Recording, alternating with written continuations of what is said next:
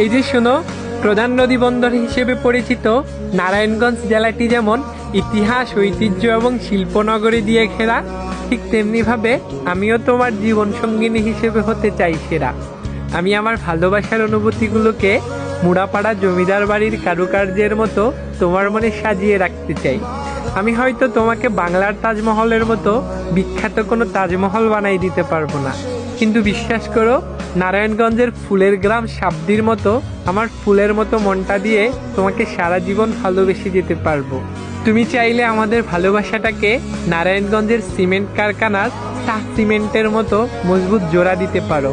বিশ্বাস করো, আমি কখনোই ফতুল্লা স্টেডিয়ামের মতো করে তোমার মনটাকে নিয়ে খেলা করব না। আবার তোমার সাথে কখনো নারায়ণগঞ্জের মেয়ে দিথির নিখুঁত অভিনয়ের মতো অভিনয় করব না। তুমি আমাকে কষ্ট দিলে নারায়ণগঞ্জের টিস্যু কারখানার আগুনের মতো আমার মনে দাউ দাউ করে আগুন জ্বলতে থাকবে, যেটা পুরো শীতলক্ষা নদীর পানি ঢাললেও নিভবে না। আমি কখনো তোমার জীবন থেকে নারায়ণগঞ্জের পানামনগরের মতো হারিয়ে যেতে চাই না। আমি কদম রসুল মসজিদের মতো শত বছর তোমার জীবনে থেকে যেতে চাই। আমি হাজীগঞ্জ দুর্গে বসে তোমার হাতে নারায়ণগঞ্জের বিখ্যাত রসমালাই খেতে চাই।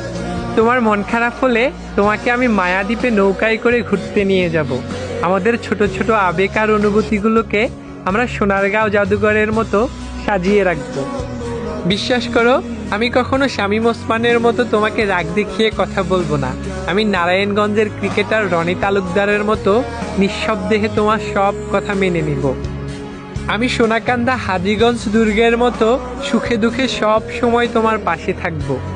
বাংলার প্রাচীন রাজধানী নারায়ণগঞ্জের ইতিহাস, ঐতিহ্যের কথা বললে যেমন কখনো শেষ হবে না, ঠিক তেমনিভাবে তোমার জন্য আমার ভালোবাসাও কখনো শেষ হবে না।